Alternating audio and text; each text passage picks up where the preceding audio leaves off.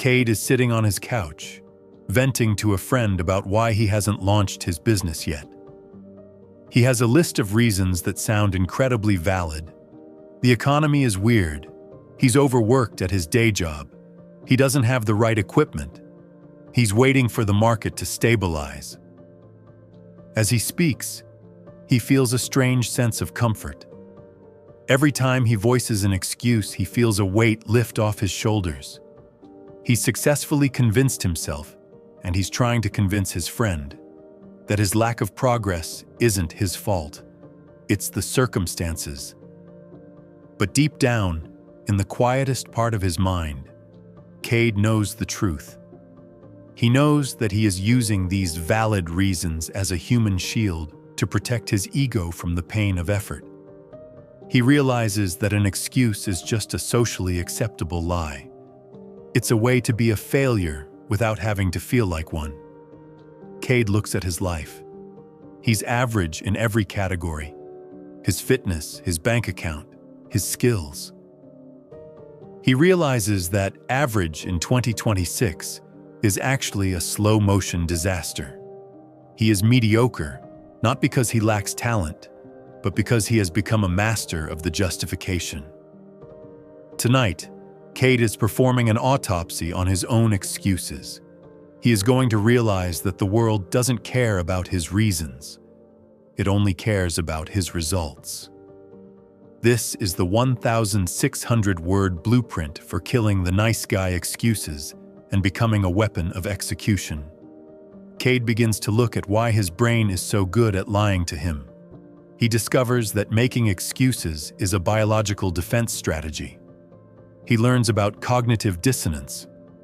When Cade's identity, I am a talented, ambitious person, conflicts with his reality, I am sitting on the couch doing nothing, his brain experiences intense discomfort.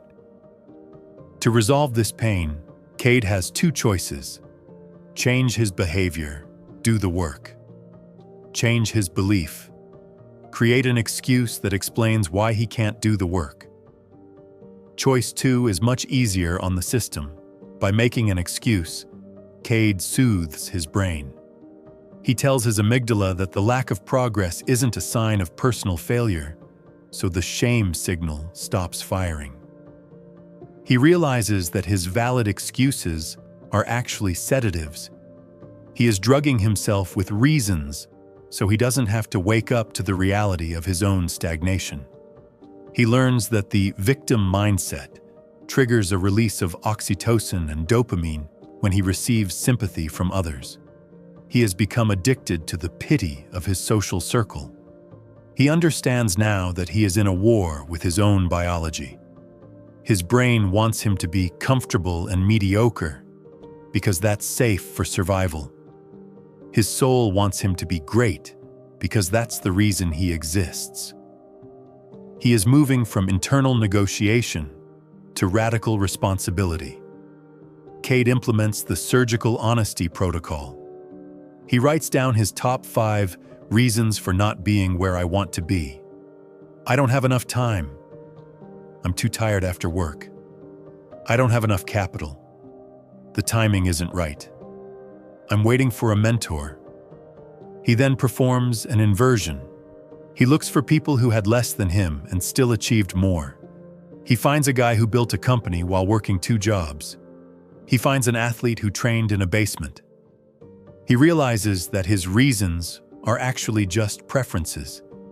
He prefers the comfort of the couch over the friction of the work. He adopts the no leeway policy.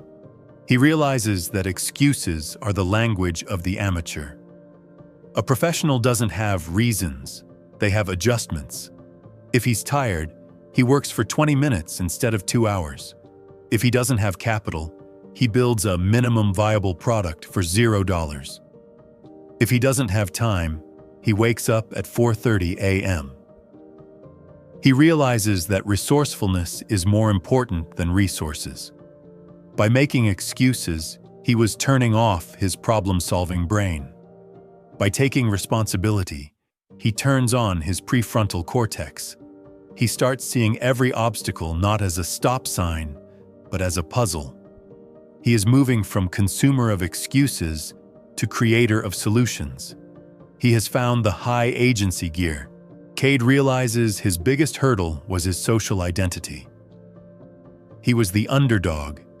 He liked the story of the guy who would be successful if only. He adopts the operator identity. An operator doesn't care about the story. An operator only cares about the objective. He realizes that in the USA, we have romanticized the struggle to the point where we now value the struggle more than the victory. Cade decides he's done struggling. He's ready to win. He enters the hardening phase. He realizes that every time he refuses to make an excuse, he is casting a vote for his new identity. He starts seeking out small, hard things, specifically, to kill the excuse maker inside him. He takes a 3-minute ice shower every morning. No excuse for the cold. He finishes the most annoying task first. No excuse for the boredom. He works out when it's raining. No excuse for the weather. He notices his background shame is vanishing. He realized that the shame wasn't coming from his lack of success. It was coming from his lack of integrity. By lying to himself with excuses, he was destroying his self-trust. By being honest, he has reclaimed his internal sovereignty. He feels solid. He is no longer a victim of circumstance. He is the architect of his output. 100 days pass. Cade is no longer the man making valid excuses on the couch. He has achieved operational agency. Because he stopped negotiating with his environment, his results are now vertical. He has launched the business. He has dropped the soft weight. He has cleared the mental clutter. He realizes that success is just the boring application of basics, minus the excuses. He discovered that most of his competitors aren't actually better than him. They are just better at making excuses. By simply refusing to lie to himself, Cade has lapped the field. He looks at his bank account and his reputation. They are finally moving. But the biggest change is his aura. He realizes that aura is simply the byproduct of a man who does what he says he will do, regardless of the conditions. People stop pitying him and start respecting him. He has achieved temporal agency. He is no longer running out of time. He is investing it. He looks at the man he was 100 days ago. He realizes that man was a ghost, a collection of could-haves and if-onlys. The new Cade is a force. He has moved from the victim class to the master class. Cade is standing in his office in Chicago. It's late and the city lights are sharp and cold. He looks lean, focused, and intensely awake. He looks at the camera, at you. "I know exactly what you're doing," he says. "I know the valid reason you're going to use to justify why you didn't do the work today. I know the story you're telling your friends, so they'll keep liking you while you stay exactly where you are. I'm going to tell you the truth. Your excuses are a slow-acting poison. They are making you comfortable with your own decay. The world doesn't care about your long day. It doesn't care about your lack of resources. It doesn't care about your anxiety. You don't need more inspiration. You need to kill the liar. Starting tonight, I want you to adopt the rule of 0 excuses. Do the work. Do it poorly. Do it tired.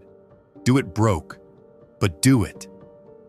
Stop being the person of potential and start being the person of results. The only thing standing between you and the person you want to be is the valid story you're telling yourself about why you aren't him yet. Burn the story. Go do the work. The excuses end now.